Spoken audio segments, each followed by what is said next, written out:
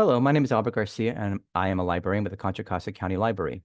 Thank you very much for being here for today's important program, What is DEI and Why is it being dismantled? This program does have a Spanish interpretation, and I'm going to introduce our Spanish interpreter, Vanessa Cardenas, and have her come on to explain how to turn on that function. Vanessa? Thank you, Albert. Buenas tardes, damas y caballeros. En esta reunión ustedes tendrán la oportunidad de tener acceso a la interpretación al español. Solo necesita presionar el símbolo terráqueo en su pantalla o puede buscar los 3 puntitos para seleccionar el idioma en español. Estamos a sus órdenes. Gracias por unirse a nosotros. Thank you and back to you.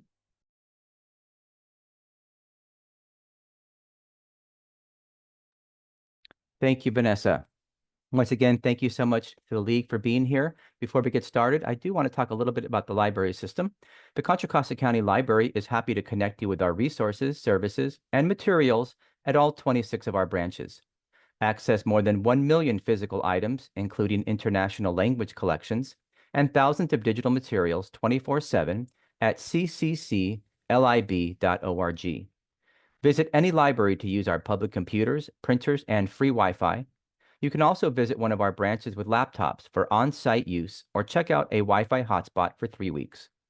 Contra Costa County Library's adult literacy program trains and supports volunteer tutors to deliver basic literacy instruction to adults throughout the county. Visit our website and sign up for a digital library card today. Thanks again, and now I'm going to hand it over to Madeline from the League. Thank you, Madeline. Thank you, Albert. Good afternoon. My name is Diane Bianchi. On behalf of the Contra Costa County Library, the League of Women Voters Diablo Valley, the League of Women Voters West Contra Costa County, and Contra Costa County TV, welcome to our community conversation webinar, What is DEI and why is it being dismantled? Before we begin, I would like to review a few housekeeping items. This is a Zoom webinar, so the audience's microphones are muted and the videos are turned off. If you have any questions for the moderator or panelist, please submit them using the Q&A button at the bottom of your screen. A member of our team will share your questions with the moderator during the Q&A portion of the presentation. This webinar is being recorded and it will be posted to the YouTube channels of the Contra Costa County Library and the League of Women Voters Diablo Valley. Site addresses for those YouTube channels will be displayed on screen at the end of the program. Additionally, Contra Costa Television is broadcasting this webinar today and will rebroadcast the program. The dates and times will be posted on your screen at the end of the webinar. Contra Costa Television is available to watch on Comcast Channel 27, AT&T UVerse Channel 99, Astound Channel 32, and online at contracostatv.org. We will also post the contact information for our panelists and the date and subject of our next community conversation at the end of this program. The League of Women Voters is a nonpartisan grassroots organization working to protect and expand voting rights and ensure everyone is represented in our democracy. We empower voters and defend democracy through advocacy, education, and litigation at the local, state, and national levels. The League of Women Voters of the United States believes that democratic government depends upon informed and active participation at all levels of government. We invite you to join the League of Women Voters and support our work. You can join the League by visiting lwvc.org/join. Here is the League of Women Voters policy on DEI. Discrimination or harassment of any kind will not be accepted within the League, including, but not limited to, race, socioeconomic status, age, ability status, religion, sexual orientation, national origin, gender identity, or marital status. The League is committed to fostering, cultivating, and preserving a culture of diversity, equity, inclusion, access, and belonging for all people. The League is an organization that respects and values the richness of our community and our members. The collective sum of our individual differences and life experiences represents not only our culture, but our reputation and the organization's mission and achievements as well. It is now my pleasure to introduce our moderator, Peter Kim. Peter Kim is the co-director for the Office of Racial Equity and Social Justice in Contra Costa County.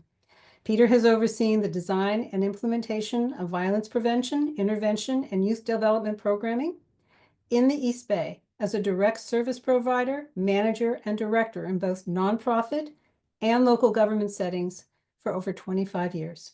He served as a senior consultant providing capacity building, strategic planning, program design, qualitative evaluation, and participatory action research services to public systems, foundations, and community-based organizations. Peter holds bachelor's and master's degree and is currently pursuing a doctoral degree in ethnic studies at UC Berkeley.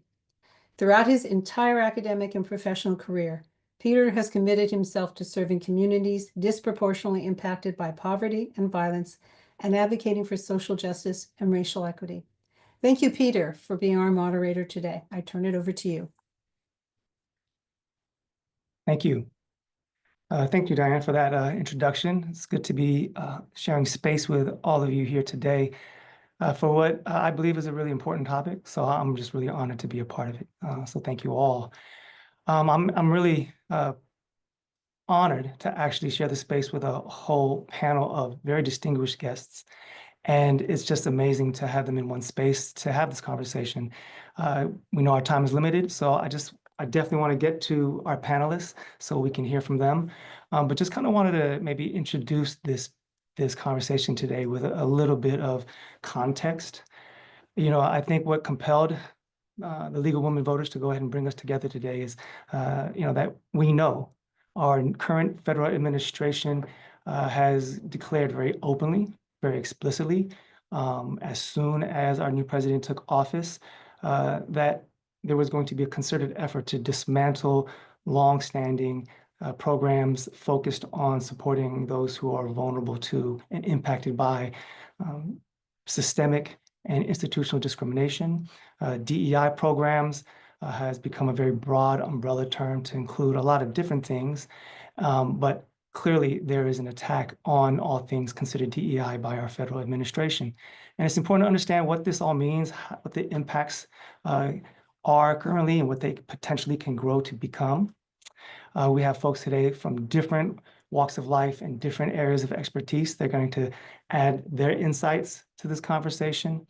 But I just wanted to lift up one kind of important thing that I think it's just good to keep in mind is that while we know that this attack on DEI is something that feels very current, in the moment, representative of administration that is currently in office, if we've been really kind of tracking this work, it's a much longer and concerted strategic effort to dismantle a lot of the gains that have been achieved over the years, and again, lifting up conditions for all folks, and not just folks who maybe fall under a racial category. We know that after George Floyd's murder in 2020, and the racial reckoning that emerged in that year, that there was a large wave of DEI initiatives that kind of swept through government, corporate America.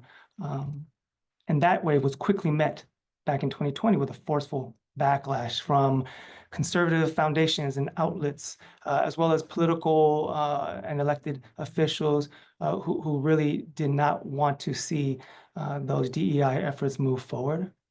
An example is that state bills introduced over the past 2 years alone, that over 440 bills have been introduced attacking DEI in the last 2 years across 42 states. And over half of those states, 23 of them, have already enacted at least one such law or policy over that time frame. This is all, again, predating our current administration. But even then, I think it's important that we understand that the fight for greater representation, but really transforming our institutions and systems that produce massive inequity, that this fight has been going on really as long as there has been inequality, when there has been oppression. Whether it was the indigenous fight for sovereignty and land rights when colonizers first came to this country, all the anti-slavery activism and the fight for Black freedom over the last 400 years, those really fueled a lot of what we're seeing today in terms of the push for greater equity and equality. Fast forward, the fight for better labor conditions, the rights to unionize, including for the European immigrants who were not considered white when first arriving here on these shores. child labor laws, expanding rights for women, LGBTQ rights. All of these really do fall under the broader umbrella of what it means to expand diversity, equity, and inclusion. But I think DEI is understood today, probably has its most direct roots in the work that was spearheaded during the civil rights movement.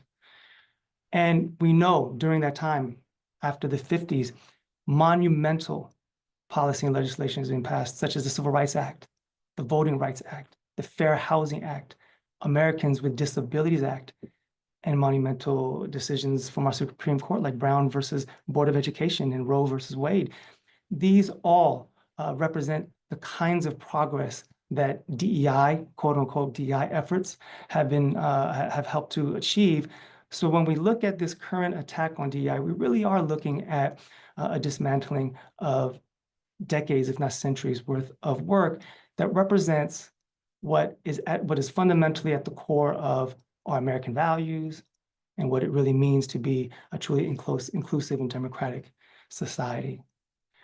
I think maybe the last thing that I just kind of want to offer in terms of some context, right, is that DEI tends to be thought of as only applying to different racialized groups.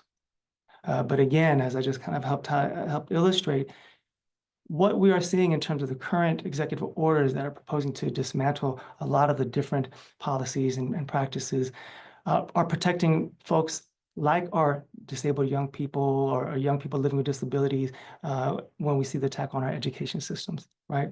We're looking at the attack on federal workers and how that's trickling down into other government systems as entire departments are being dismantled and people are receiving emails and letters that are absolutely impacting their ability to support their families and to really live their life's mission of being responsible, effective civil servants, right? We also see the attack on our science industries and fields in terms of research. We know that our health systems are struggling as we see a huge, massive pending cut to the way our most vulnerable folks receive medical insurance and services. So we're seeing the effects ripple across all these different industries, across all these different areas, and across all these different populations of people, across all these communities. And it is not just racialized groups that stand to lose by this assault on DEI. So I think it's just really important that we're having this conversation and that we're bringing in the expertise of these amazing panelists today to kind of talk about how the dismantling of DEI is showing up in their field of work or from their positions. So as discussed, I'm a co-director for the county's newest department. It's the Office of Racial Equity and Social Justice. Also have a history in community-based work through nonprofit organizations, as well as this at city government level, overseeing violence prevention work. And in all those spaces, while not coming from a traditional DEI space, of course, issues of equity around class lines, racial lines, gender lines, all of these came up in the areas of work that I was in. So I'm just really, really eager to hear from the folks that are here today. I'm going to go ahead and introduce our first speaker, and I'm going to offer a little bit about Dr. Andre P. Howard. Dr. Howard has spent over 30 years at the intersection of leadership, education, and service.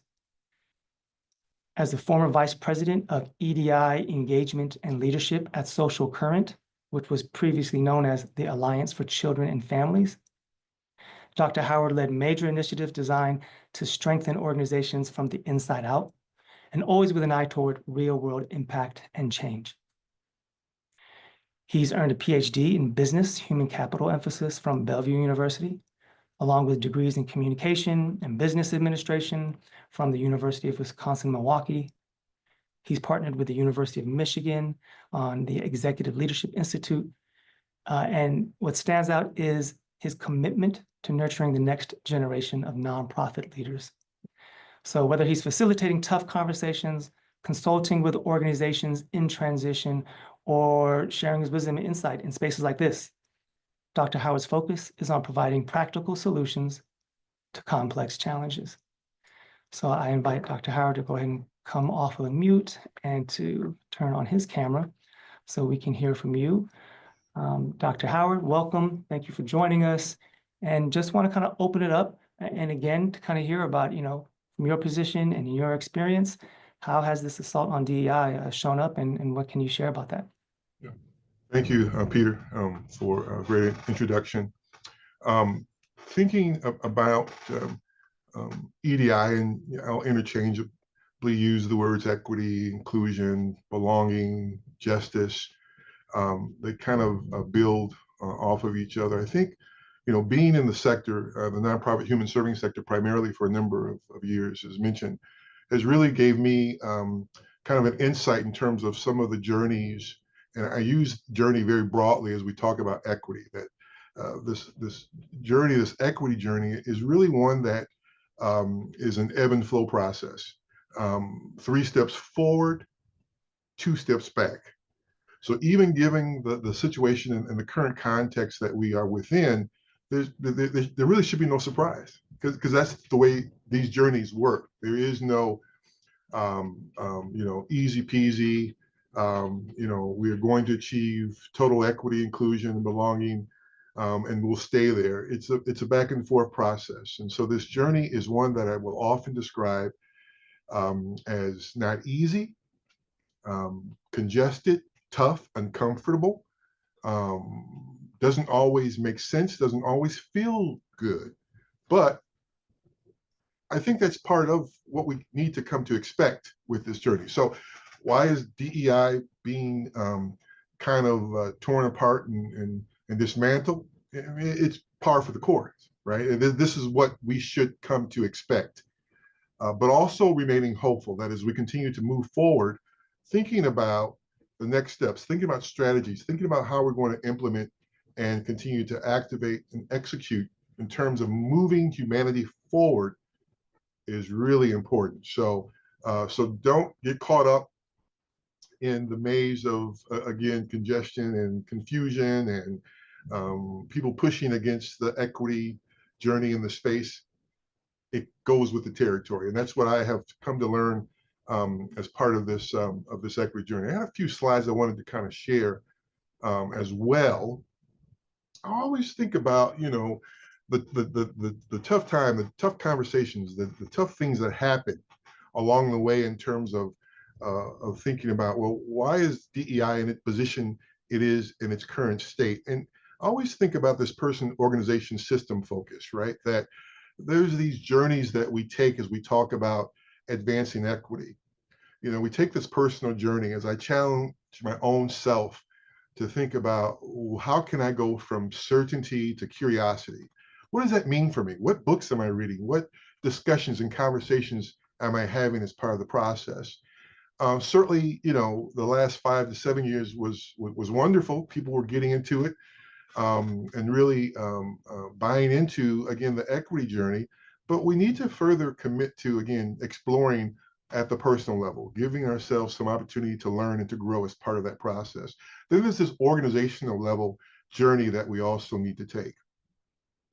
And let me be so open and honest here. A lot of organizations, from my perspective, who raise the banner of diversity was esoteric in nature at best, which means what? Well, had a pretty picture on the website, showed different faces, had a wonderful diversity statement. But when you pull back the cover, the culture of the organization was shallow when it came to supporting DEI. We did 1,000 trainings. We participated in a book read around an equity topic. We had a brown bag lunch, but there still was no change, right? The leadership still was not diverse. Policies and programs within the organization didn't truly align and support DEI as part of that process. And so there was this esoteric piece that was put onto a lot of organizations in terms of trying to push DEI. Not really a heart to do it. We're just doing it because we want to be part of the in group and not be ostracized. And so we'll put the shallow face of DEI on our website. And then these systems that we always continuously try to push against. As we talk about these journeys, whether it's the system in education or health or transportation or housing or food or whatever it is, you know, we continue to try to grapple and really beat up a little bit these systems which are so inequitable to make them fair for everyone as part of this process. And so, you know, as I think about, you know, some of this dismantling that's taking place today, it is because we haven't deeply rooted ourselves in some of these journeys, from the personal to the organizational to the systems piece as part of that process.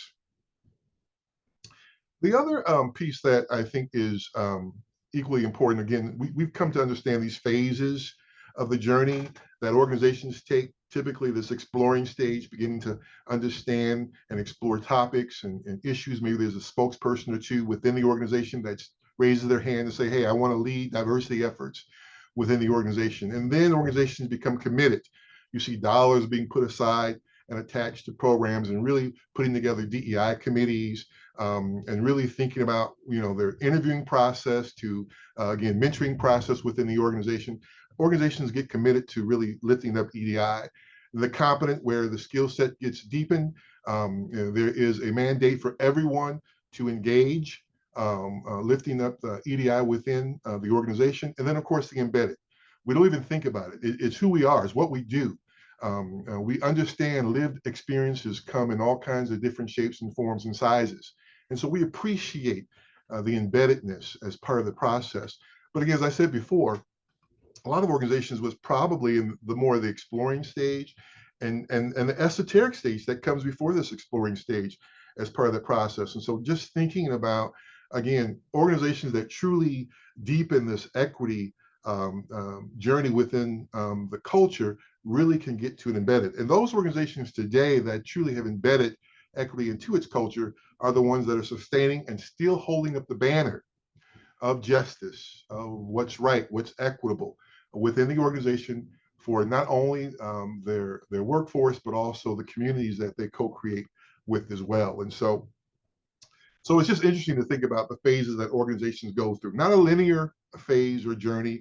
You know, certainly organizations can go from committed to competent back to exploring. A lot of organizations have gone back to esoteric to just non-existent as part of that journey process as well. So we want to keep that in mind as we think about the dismantling of DEI, the journey that organizations certainly do take as part of that process.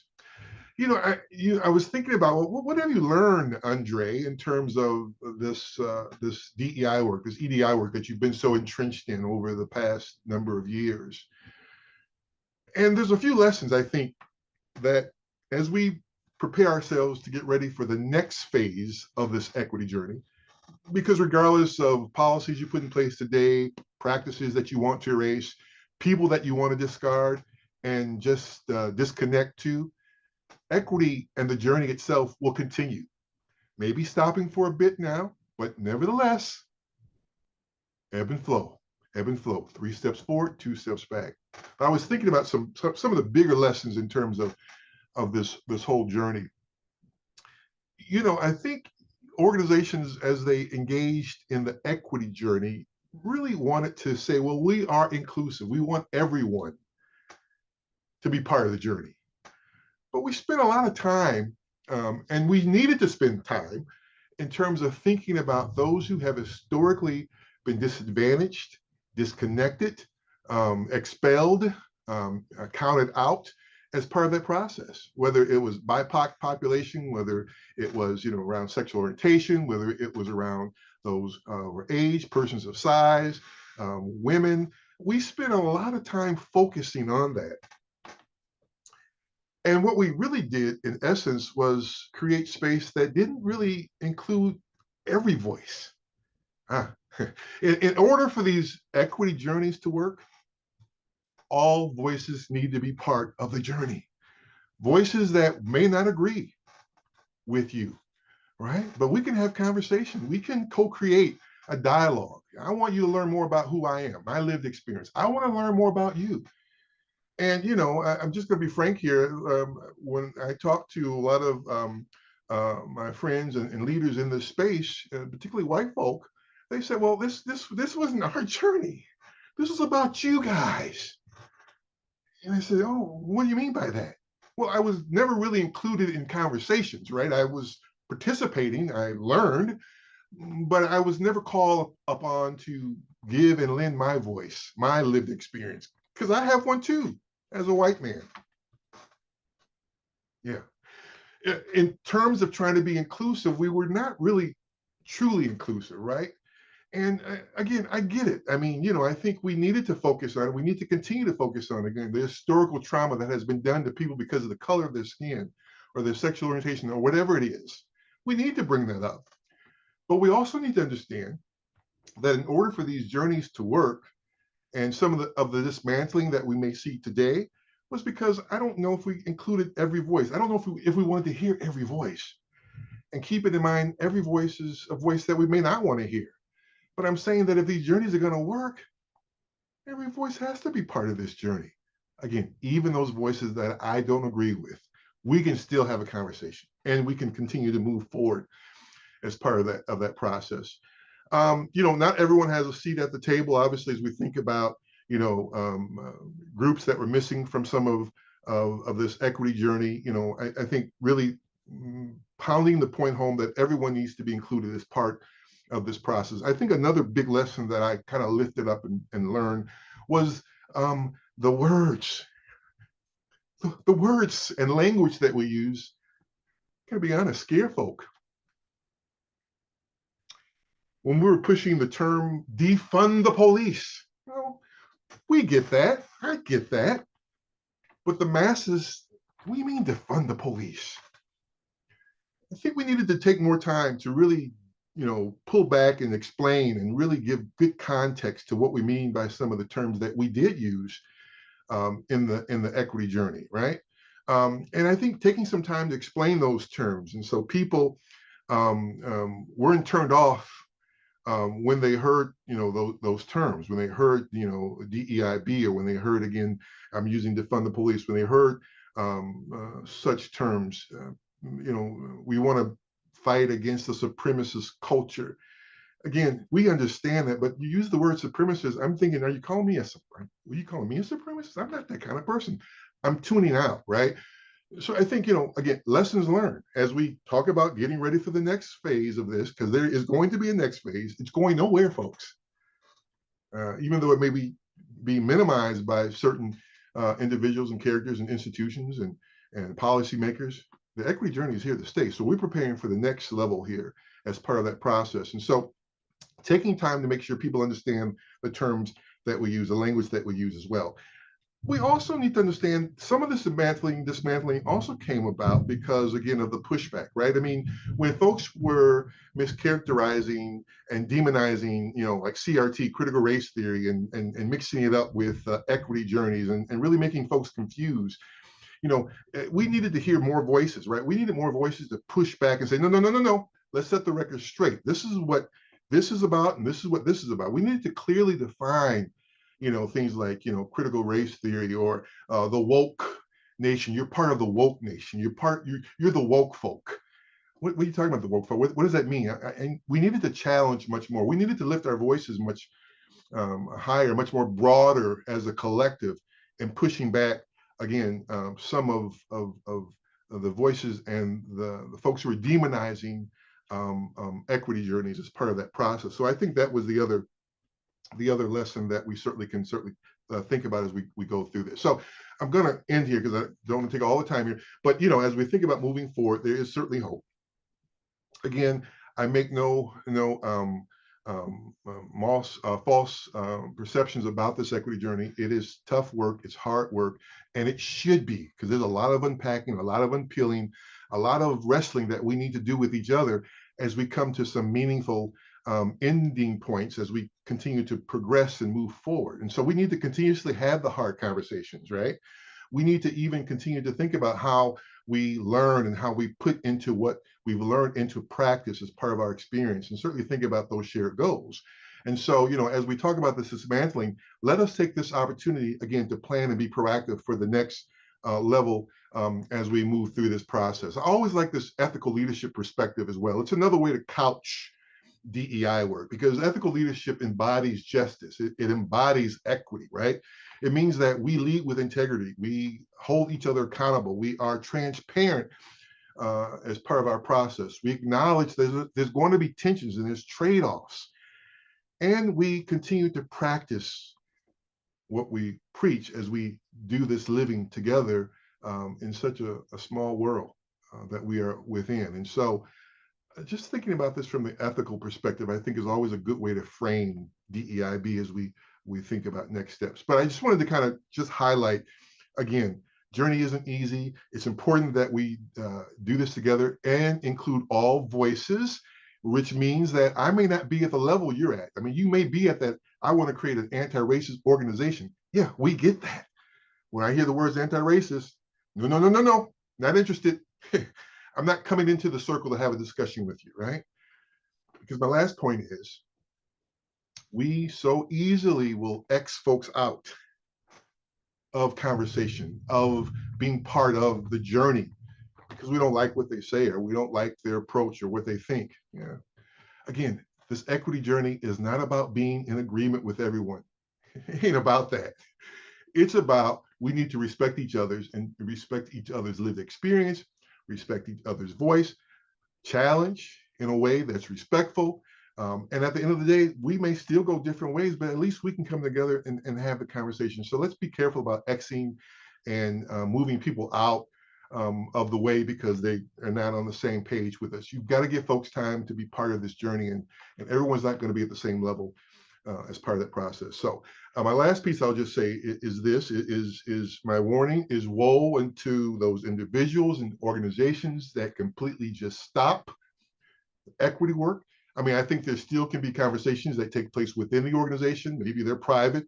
Maybe there's some funding that can come to support this that's not related to, some of the federal policies that have been put down on a lot of organizations. I mean, there's different ways to kind of think through that process. But woe unto those who just completely just turn their back on it and walk away, because there's a price to be paid for those who do that when we get into this next phase, this next era of this equity journey. But we need to remain hopeful. We need to understand that this journey is for the long term.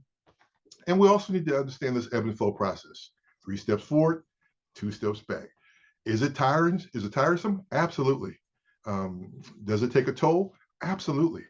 And so again, taking care of self is also part of this process as well. But I just think, just offering those thoughts, I think, are very important as we kind of think about this whole dismantling of EDI. But it ain't going nowhere, folks. It's not going anywhere. Even though there's all kinds of things that are pushing against it, we need to understand this is here to stay. And what we need to do is prepare ourselves for that next level push that's going to happen. And that's really some of what I wanted to just offer in terms of this discussion. So again, thank you for having me and being part of this panel as well. Thank you, Dr. Howard. That was really insightful. Appreciate that. And also really glad that you will be able to stay for the duration of this conversation. So folks have an opportunity to ask you questions, as well as with Michael, who's a panelist later. But given that our next panelist, Supervisor Scales Preston, can only be with us until shortly before 5, I am going to just jump into introducing her so she can go ahead and have opportunity to share some of her wisdom, but also then we can maybe have and field some questions for her before she leaves us. But please, Dr. Howard, we're going to put a pin on that because a lot of things spurred in my mind from your conversation. I know we have a lot of questions coming your way, so thank you for that. Okay, let me go ahead and introduce our next panelist here. So today we have with us our newest county supervisor. So I'm grading my notes here. So we have here Supervisor Shanelle Scales Preston. She is our Contra Costa County Supervisor for District 5. Formerly, she was the Vice Mayor and Council Member for the City of Pittsburgh and has also worked as District Director for Congressman Mark DeSaulnier. Prior to her work for Congressman DeSaulnier, she served in numerous positions while on the staff of former Congressman George Miller. So Shanelle has extensive regional experience. And she's also served as the chair for the board, for the MCE, the local electricity provider. She's the chair of Transplan, which coordinates regional transportation projects and transit services in East County of Contra Costa. She's also president of the League of California Cities East Bay Division. So she has no shortage of work on her plate. Supervisor Scales Preston earned her degree from California State University East Bay and is a lifelong resident of Pittsburgh and Contra Costa County. And her career in public service spans over 20 years. So really glad to be introducing you, Supervisor. Thank you for joining us. We'd just love to hear from you. And really kind of the more general question would just be, what is the impact of the elimination or the attack of DEI at the government level? What have you seen from your position? Thank you, Peter. And good afternoon, everyone. I just want to thank the League of Women Voters of Diablo Valley for convening this important conversation this afternoon. And want to thank the library as well as being a part of hosting these conversations. You know, when I think of DEI, I think of myself as when I look at that personal lens of just my journey. You know, I'm proud to be the first African-American woman to serve on the Board of Supervisors in its 175-year history. That fact, to be honest, it still humbles me because it reminds me that representation does not come easily. Supervisor Scales Preston, we don't Yes. see your video. Is it on? Do you have it on? Yes, I have my video on. Okay. There you go. Try this again. Yep. Is it on now? No, we got you, Supervisor. Thank There you. you are.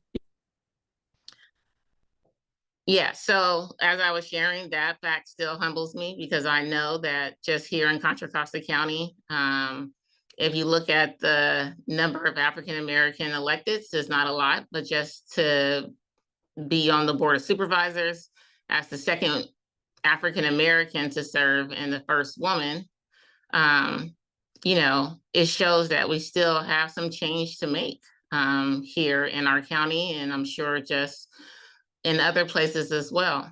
And for that, just thinking about history of women, you know, just imagine how we're being excluded.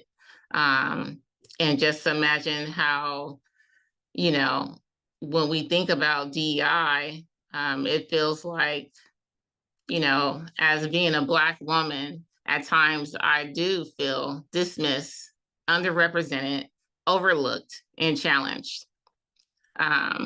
You know, it's my lived experience. It's not just politics. You know, other people who are in this world and profession understand, you know, the higher you go up, don't matter how educated you are, how much experience you have. I have worked for a member of Congress for the last 23 years, serves on many boards and commissions.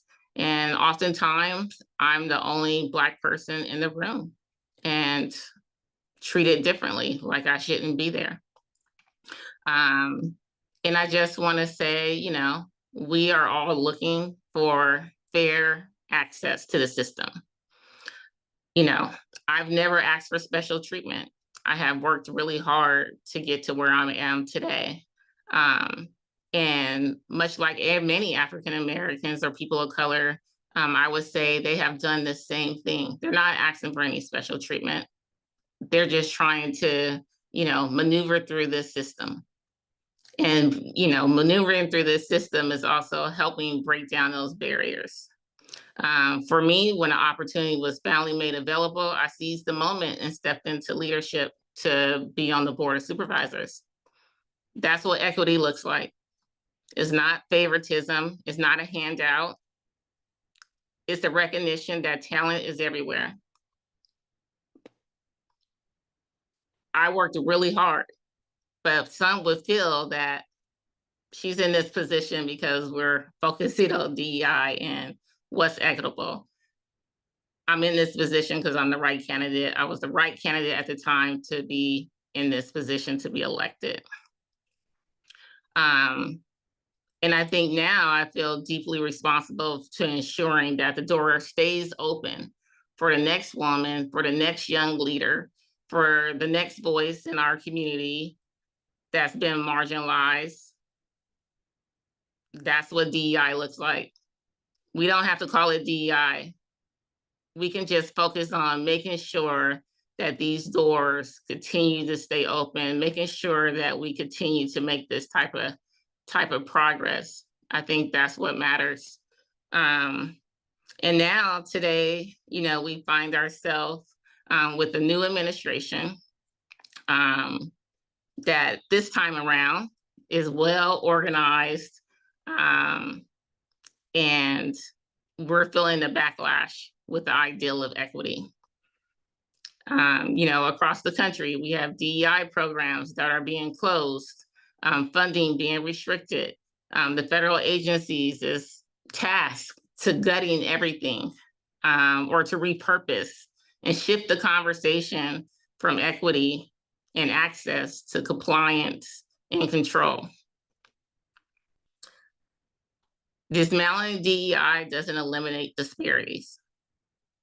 I think that is something that should be made very clear. And if our listeners are listening, those disparities do not go away. We will still have disparities when it comes to housing, the workforce, when it comes to food insecurity, education, transportation. All of those disparities still remain the same. And those are still things that we have to fight for each and every day. Just walking through Pacific's, seeing some of the different departments close down. Entire DEI offices are being dismantled at the state and federal level. These weren't just symbolic agencies. They serve to ensure accountability, to elevate community voices, and to drive inclusion policies. But as we just heard from our speaker, some of these organizations and some of these departments, it was just to form a DEI statement, but the culture really wouldn't even change within the department. When we think about the Equal Employment Opportunity Commission, which has traditionally played a role in protecting workers from discrimination, but now shifting federal priorities, its mission now has narrowed to minimal compliance rather than enforcement and breaking down these systematic racism things that was going on in the workplace. Now we're looking at funding restrictions, and that's just something that we've been talking about a lot here at the county level, because these cuts that come from the federal government, how they hurt us and how they'll affect the people on the ground each and every day. And I keep thinking to myself, like, communities that are in red states, like, they receive Medicaid, they receive, you know, welfare, they receive food stamps, they receive Section 8 housing, they're part of the Head Start program. These are all services that is a social safety net that the counties provide. But you don't see the red states, the communities fighting their members of Congress to say, hey, this is going to affect me. But these programs are all drying up and shrinking. I think what has affected us on the county level in terms of a grant, about 2 weeks ago, we were told that a FEMA grant of $19 million is frozen for West Contra Costa County for urban tilt, which is a community farm program there. They were working with other organizations to create a resilient center, to plant trees throughout the community, to focus on food insecurity, to look at the workforce, to build housing that's fully electric. North Richmond is one of our most vulnerable communities, and one of the communities that have received nothing but burden when we look at landfills and freeways and refineries, and it's right at the center of all of that. But the grant is gone to take care of the people in that community. And I think it's just so unfortunate. At the Supreme Court level, to end racist conscious emission, I think that shocked headways through higher education. But it's chilling to know that it's touching all these other areas when we look at other professions as well as internships, and these are being our pipelines. So the result, a rollback of decades of progress, which moves us a couple of steps back, but I don't think we take it off our radar. I think we continue to focus and move forward. And then I think, how do we continue to ask, raise questions, raise core questions, what kind of society we're building? Because if we believe democracy depends on broad participation, if we believe that government should serve the whole public, not just the privileged few, then equity isn't optional, it's essential. In Contra Costa County, we're pushing forward. After George Floyd death, the county decided to put in place and put a proclamation in place to declare racism a public health crisis in Contra Costa County. I think that was a huge step forward. The board decided to create an Office of Racial Equity and Social Justice, which is led by our moderator, Peter Kim and Kendra Carr. We are working on now moving forward with creating our African American Wellness Hub to make sure that our community is getting services that they need and feel comfortable and safe in these spaces. That office is doing hard work in embedding equity into the budget, into hiring, into service delivery, into policy design. But it's still an uphill battle, and we're still not over, far from being over. I think having served in multiple roles across nonprofits and community organizations or in government spaces, I've seen both the benefit and challenges of DEI. In terms of benefits, we see the broad participation and the public engagement in wanting to make a change. We see more of a cultural competence of service delivery. We see an increase in trust between government, which historically we haven't seen in marginalized communities, because now we see government want to work together. And that creates better outcomes. It creates better outcomes when you have people with lived experience at the table. But we're still misunderstood when we talk about DEI, because as I was sharing earlier, it's characterized as, something special. It's a favor. We're just doing this, for looks. And I feel as though with all of what the administration is doing is just to continue to tear us apart. Most people who are working in these DEI roles now are either losing their jobs or they're starting to feel isolated, under-resourced, and burnt out. And equity just can't fall on the shoulders of few. It got to fall on the shoulders of all of us in order to really create that change. I think most important to me is thinking about the next generation.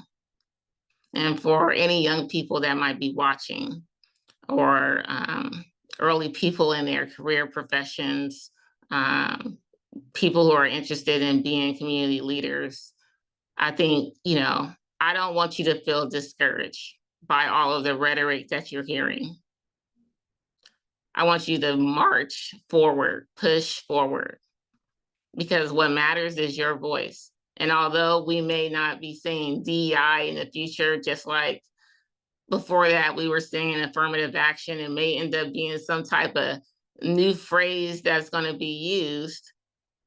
Your vision matters, your vision is needed, and your presence need to be in the room in order for that change to happen. So don't let the backlash fool you into thinking that we're gonna go backwards. We always been part of the struggle. That's what it looks like. It's always been a movement. But movements don't stop just because of a few. We have to continue to push forward. Stay engaged and continue to fight. And I think in closing, I just want to stand here or sit here while I'm on the Zoom screen, just to share that because of the system that was built for me, I am still proud that even though that system looked that way before, a door cracked open for me. And so a door would crack open for you.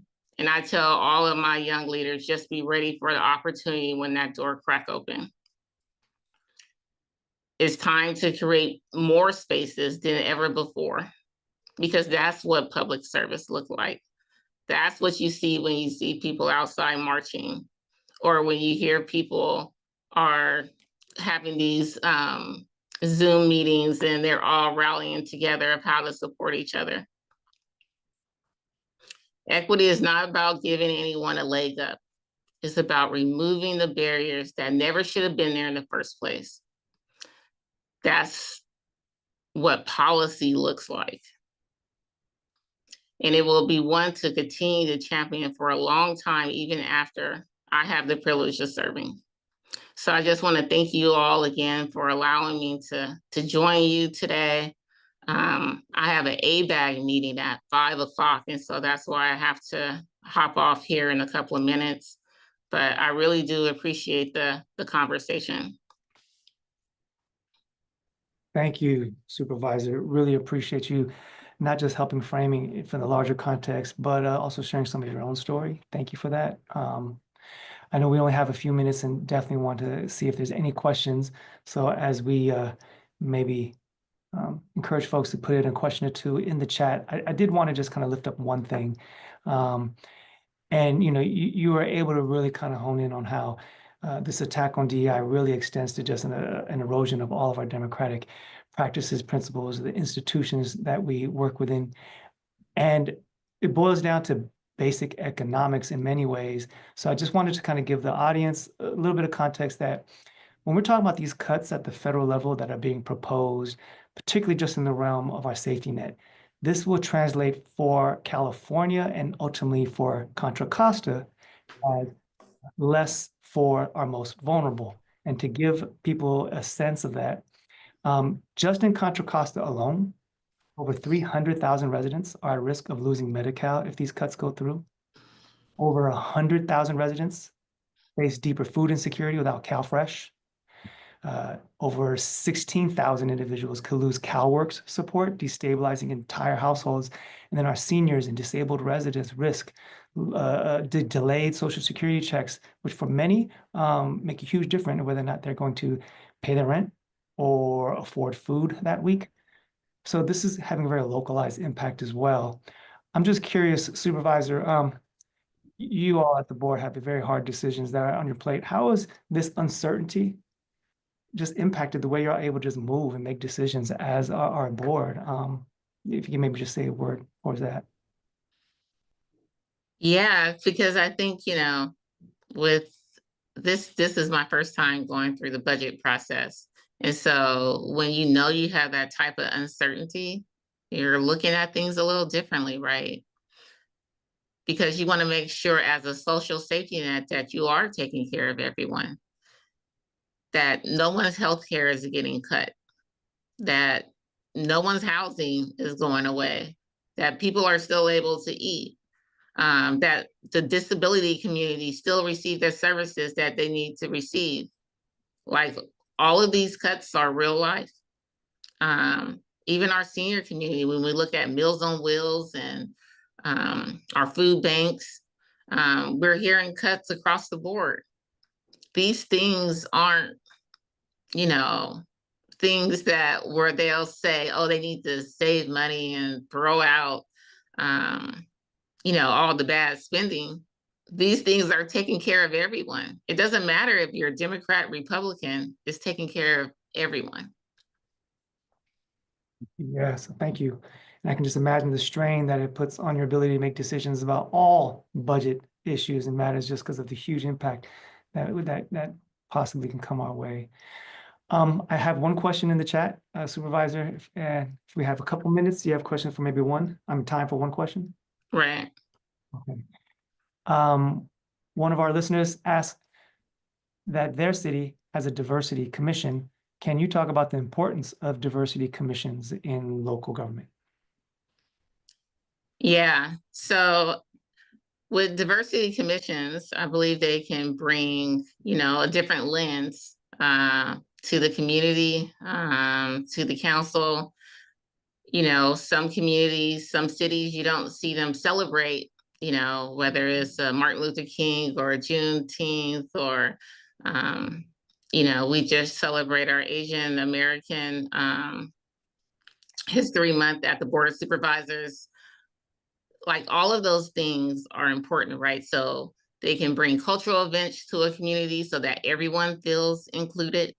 They can also bring, you know, in terms of bringing community together where, you know, we have a lot of groups sometimes that will not attend like a meeting or council meeting.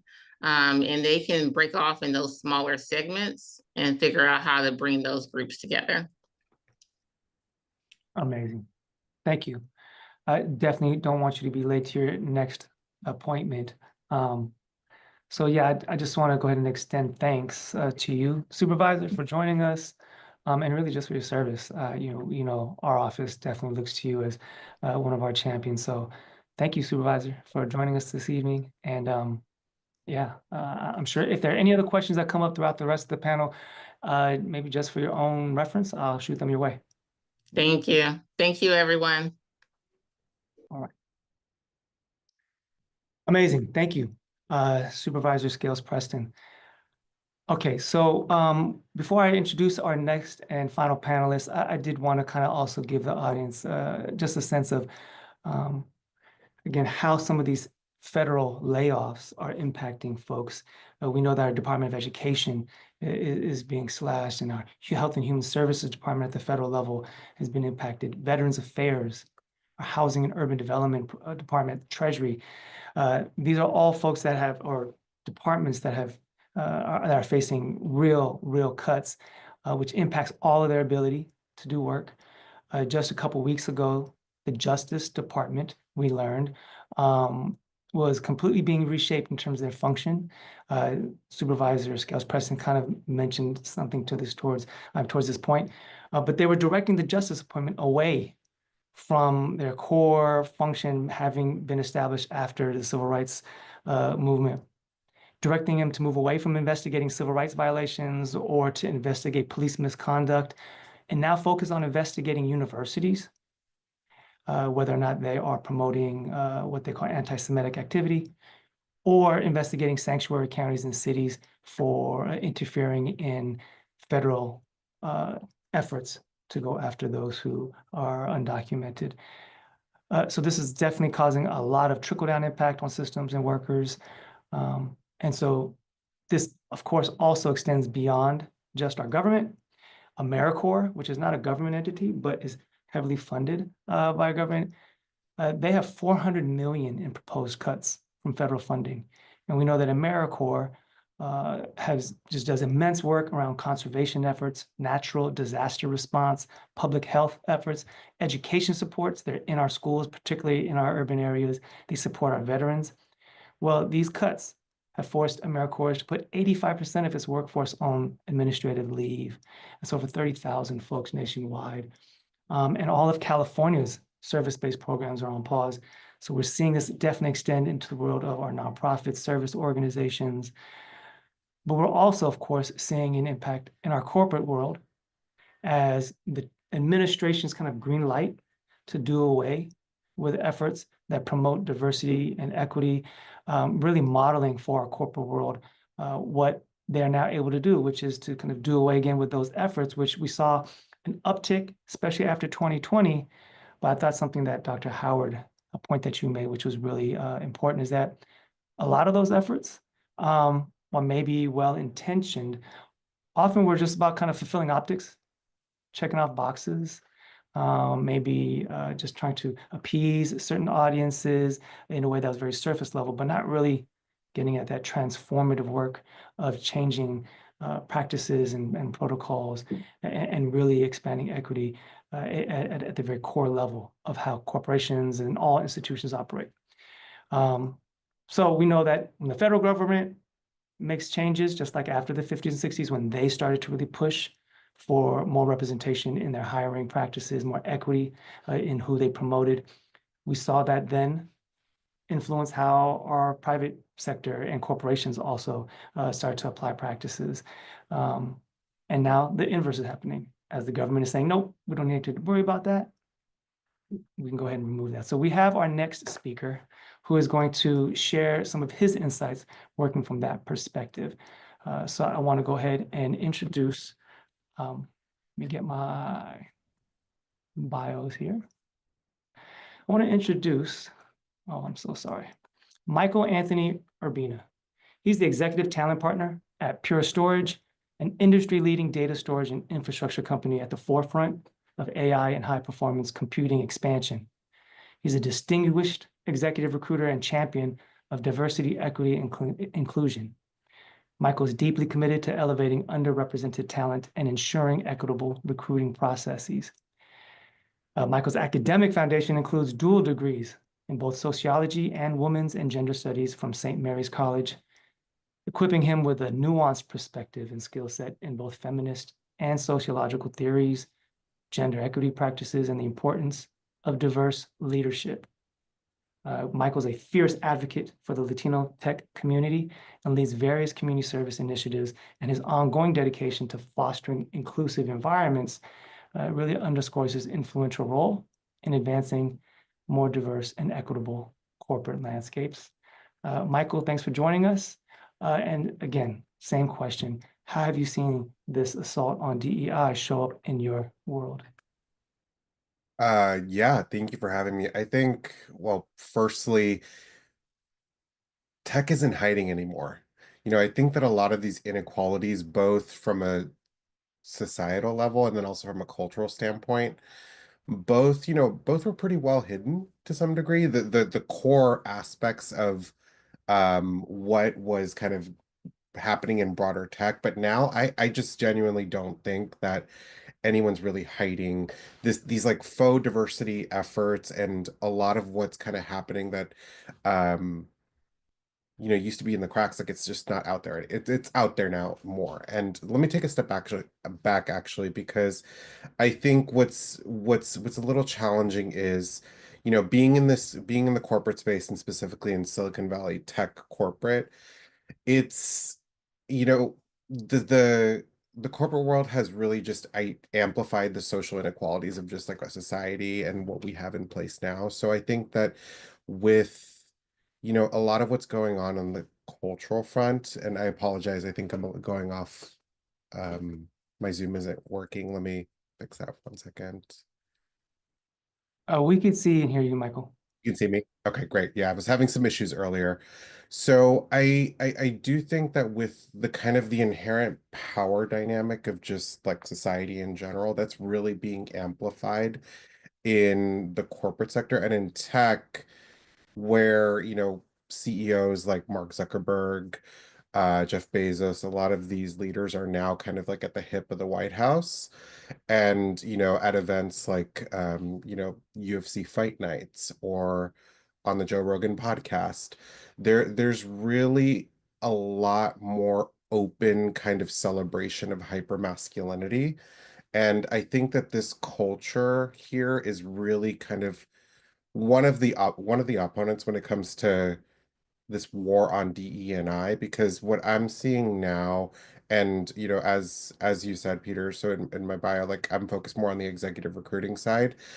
I definitely feel that responsibility, that weight in making sure that we are hiring the right talent and that, we have equitable recruiting practices. And then also when it comes to just long-term leadership growth, that we're able to, put the right leaders in place that can advocate for DE&I, whether or not we call it that. So I think that when it comes to, what I'm personally seeing, it really is that, how do I put this?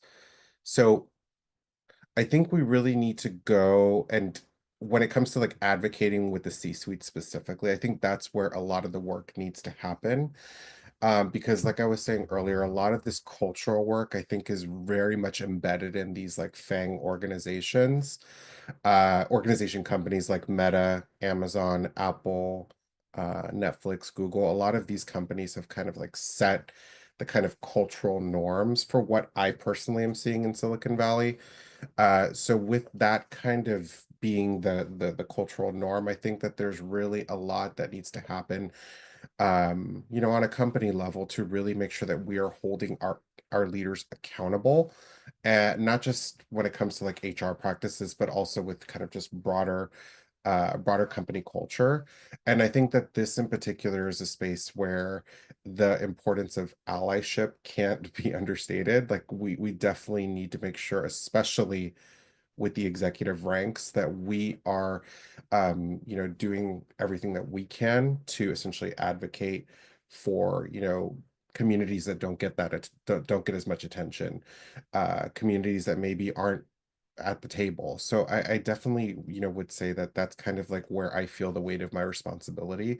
And this isn't even to, I oftentimes try not to bring this in, but like me personally as a man of color doing executive search and being in this space, just like Supervisor Scales Preston said about the door cracking opening, the door cracking open for her, it also did for me as well. And I'm pretty much always the only Latino or even just person of color in the room. And the weight of that really just, I do my absolute best to keep it out, but there's times where it does very much kind of just, kind of foster this imposter syndrome. So I think that, my own personal experience of imposter syndrome and what, I've just kind of gone through, I think that that can definitely be felt by a lot of other underrepresented people in the Valley that work in tech. And with, your CEO, for example, let's just say like Mark Zuckerberg at Facebook, Meta, seeing him at, these events where there's a celebration of hypermasculinity, a celebration of, um, just certain parts of culture that, don't don't really have kind of a productive, really no reason to be in business. It's just something that I've actually just taken personally because, just with my background being in women's and gender studies, I'm definitely attuned to like how organizations, talk about leadership, talk about high performance. And with this war on DEI, I definitely think that this is something that's just not being, like I said before, it's not being swept under the rug. It's just out there in the open. And Dr. Howard made a lot of fantastic points about what I kind of see as like almost like faux diversity work. It's very performative, right? Like the kind of doing things just to check a box. And with all of that just at the forefront, I'm really just fearful that this is kind of just going to be the continued run of show for the rest of Silicon Valley. But I am hopeful because of employee resource groups that exist across different companies. I'm very fortunate to be a part of the employee resource group here at my organization, as well as a consortium of other employee resource groups, kind of collectively, specifically for the Latino community. And I can tell you just from that experience that you know this war on DE&I, it being dismantled, is most definitely top of mind, and it's all about seeing how we can adapt to be ready for when that next kind of major fight is going to be. And I think that everybody has a place at you know, at this table to help and um set us up for the future. So I think with my place specifically in the corporate world, it's really about like hiring leaders that, you know, are, you know, able to, you know, hold the line on DE&I. However we, you know, kind of, I guess, if we call it DEI or not, it's really the principles, and then also, of course, the legal aspects of it that need to be upheld, because without DE&I in the corporate sector, without, you know, privilege being checked, it's very easy for just referral after referral after referral to um really be you know, checked. So I think that, you know, in closing, I want to make sure we have time for questions. Apologies for just jumping around a lot here. I do think that, you know, when it comes to DE&I and tech, you know, we're of course one sector in the private space, but I definitely think with just the proximity of tech to this current administration, it's really important to zero in on how the culture of tech corporate is changing, because I really think it's putting a spotlight on privilege, power dynamics, all of these different areas. So I'll pause there. Dr. Kim, would love to get your thoughts too as well. And I just noticed, I think my camera's still going in and out. I apologize for that, but yeah, would love to turn it over to you. No, thank you. Thank you very much, Michael. And no, but we're hearing you loud and clear, so your sound was great. You know, some things that kind of came to mind. I'm curious. There's one question inside the chat that also kind of relates to this. And the question has to do with like merit and how DEI efforts may actually not give folks who actually deserve certain positions or employment those jobs. So I guess let me frame it this way for you. I just read in like USA Today, like between 20 and 22, in those 2 years, we saw like the number of Black executives rise by nearly 27% in S&P 100 companies, because the federal government was kind of really pushing for certain policies and corporations were behind it. But then in 2023, when the DEI backlash really hit hard, we saw those ranks of Black executives fall by 3% in 2023. We don't have data yet for 2024. I'm fearful what 2025 and beyond will look like. I'm curious, in your mind, what do you think corporations will be compelled to do if they're not tied to like actual policies or legislation? And then how does this argument of like merit versus you know, benefiting from DEI practices, how does that kind of factor into it? Yeah, well, I have two immediate thoughts to that, which I feel really strongly about. So firstly, I think that, you know, hiring just to hit a number is 100% that performative work that we were talking about earlier in several regards. So I just, it really hurts me, and also kind of like makes me tear up a little bit, because I'm thinking about like other Latino leaders that, you know, have worked really hard, or, you know, other just underrepresented leaders, women of color, who have really tried their best to, you know, get to a certain position and ultimately lose out to a referral. I think it's very much important in this case to have very specific skills matrix. I can never pronounce the word, matrices, and to make sure that we are really holding the line on assessing the talent, because, you know, when it comes to merit, I think that true diversity work is always keeping merit, and, you know, is this person qualified for the job, and making sure that that's at the forefront. Because I can tell you right now, as an executive search practitioner, the talent is there.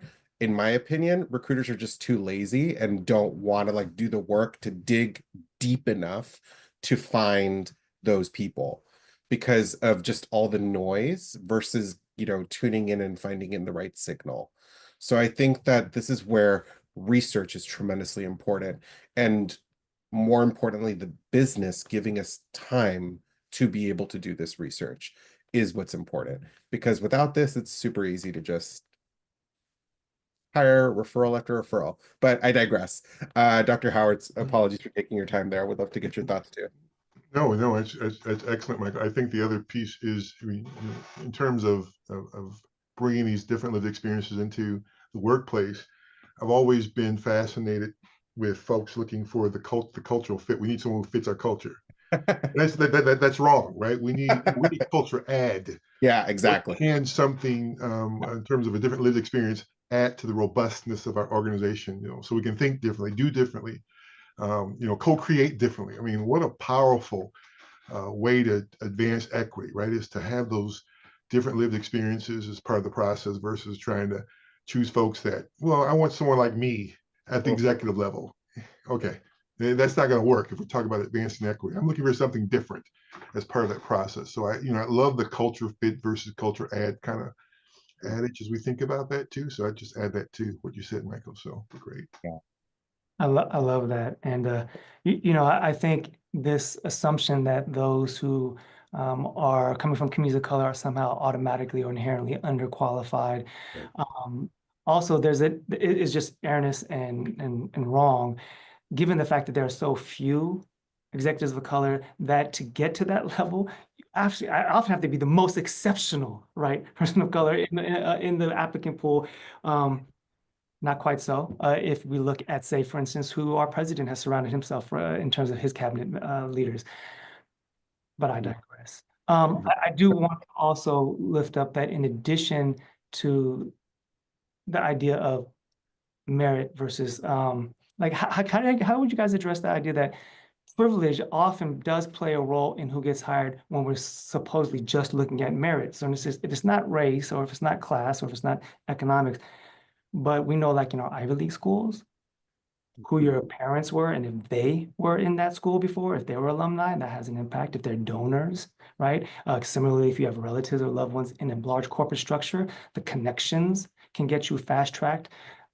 That isn't necessarily merit in my mind. Can you guys talk a little bit about the flip side of what's hidden when we just lift up this meritocracy type of argument?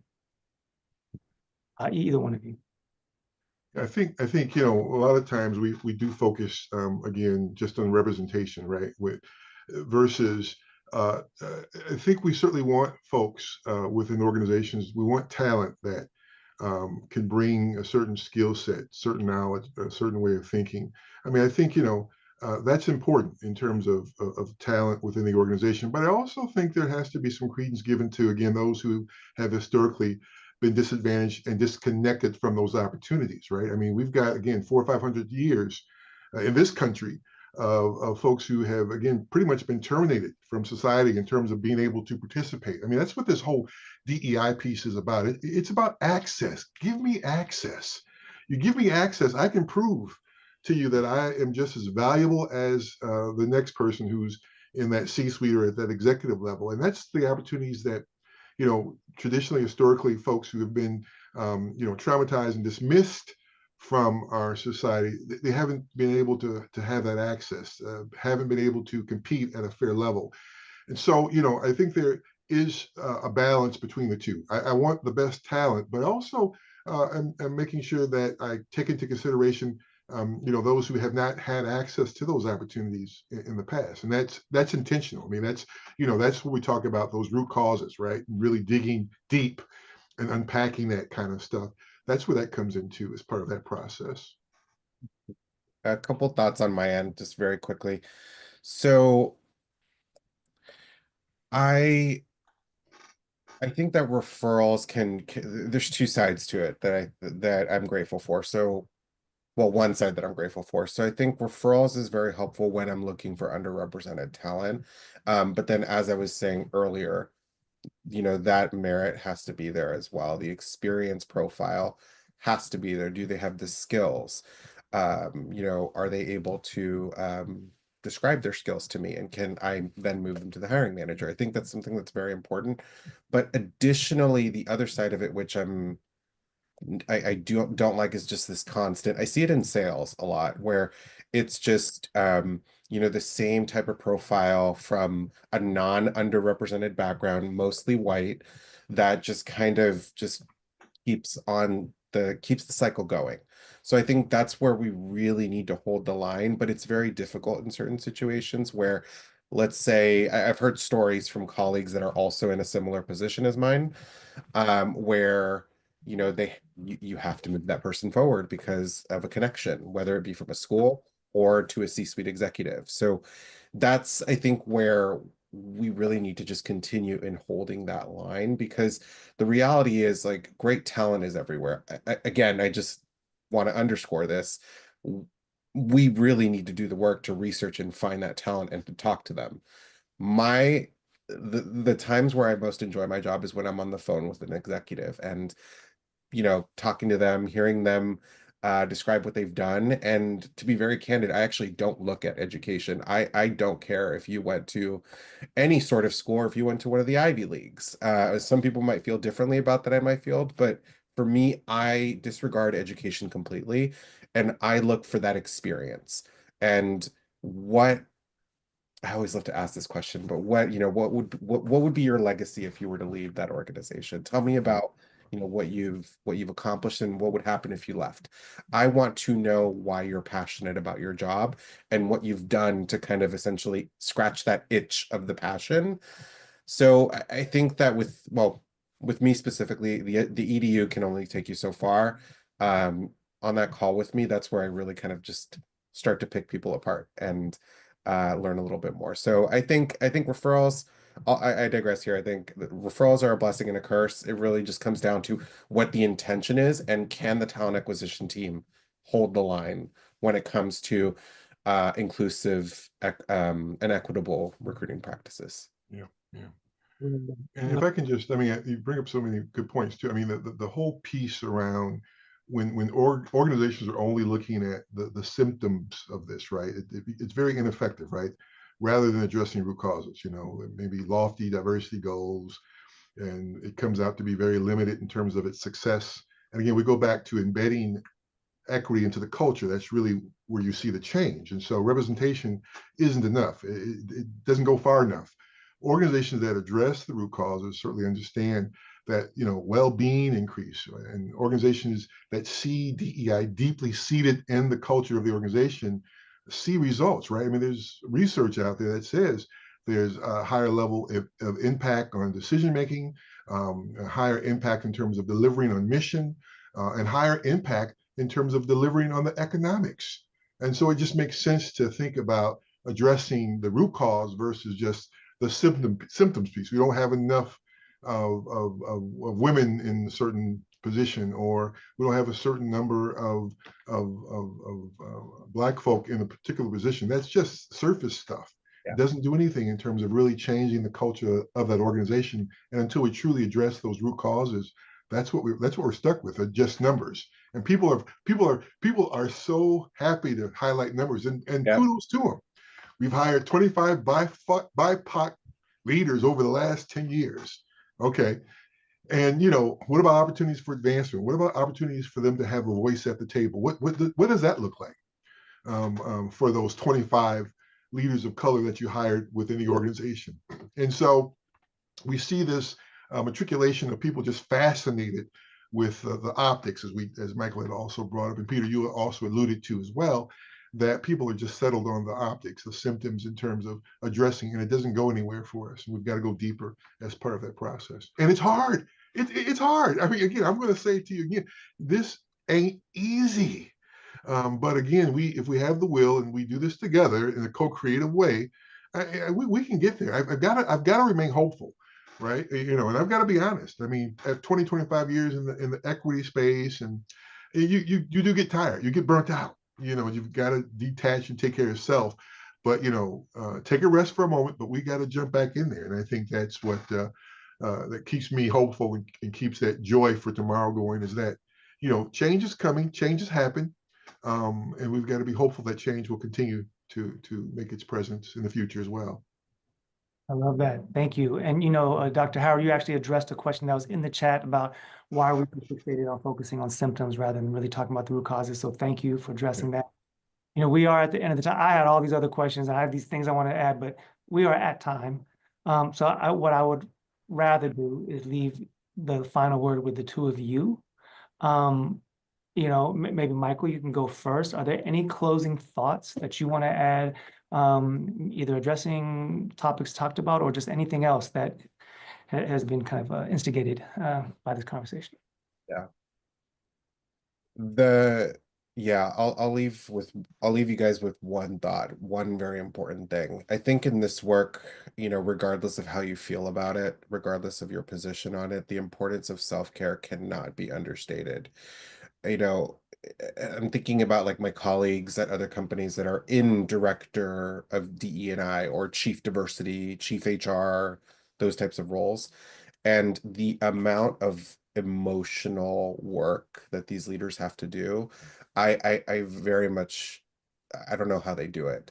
So that's one lens, but I'm thinking about that, but also, of course, you know, a person of color, regardless of what level you are, and just seeing how your organization is reacting, seeing your leader behave in a certain way. I just think we all have a part here in making sure that we're taking care of ourselves and knowing when to just temporarily tune out and to recharge your batteries, because this really, and I'm saying this for you all, but also for myself, because I know myself very well. This is a marathon. This is not a sprint. My colleagues know I tend to sprint and pretend like I can sprint the entire marathon. So I think it's very much important that regardless of how you feel about this space or your positioning, that you really do need to take care of yourself, because there is a lot of noise happening. And, you know, I think we all can, you know, really, really just contribute in this regard. So I digress there, but thank you so much. Yeah. Amen to that, Michael. I'm on the same page as well. And folks, let's not give up hope. Again, keep in mind, this is ebb and flow. 3 steps forward, 2 steps back, but we're going to continue to march forward and move forward.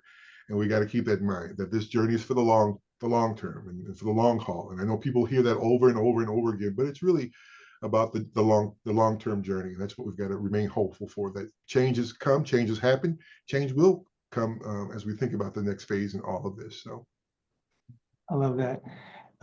Michael, what you said about self-care and Dr. Howard, which you've been kind of just echoing throughout, it reminds me of a quote that I think we all are familiar with by Audre Lorde, right? That caring for ourselves is not an act of self-indulgence, but it's an act of self-preservation. That in and of itself is an act of political resistance. So I love that you all lifted that up. That resonates deeply with me. So thank you both.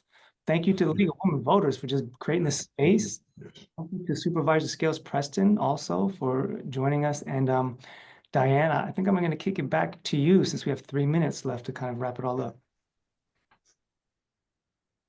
You're on mute, Dan. You're on mute, Diane. Diane, you're on mute. Sorry, thank you. Thank you to all of you. On behalf of the League of Women Voters Diablo Valley, the League of Women Voters West Contra Costa County, Contra Costa County Library, and CCTV, I want to extend a genuine thank you to each of our panelists for being here today to offer such an informative and timely conversation about what is DEI and why is it being dismantled.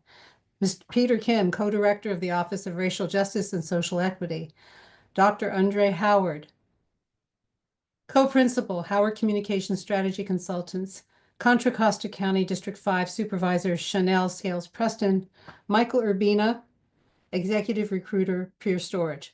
I also want to thank our audience for attending today and for their important questions. Thank you to Vanessa Cardenas for providing the Spanish interpretation of today's webinar. This service is jointly funded by the Contra Costa Library and the League of Women Voters Diablo Valley. This community conversation, what is DEI and why is it being dismantled, is being rebroadcast on CCTV on the following days and times.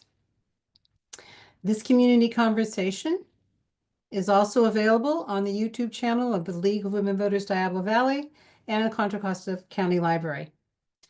Please save the date for our next community conversation on September 18th. The topic will be announced sometime later this summer. Community conversation programs are a partnership between the League of Women Voters Diablo Valley and the League of Women Voters West Contra Costa County, the Contra Costa County Library, and CCTV. Madeline, would you change the slide? Next slide. And one more.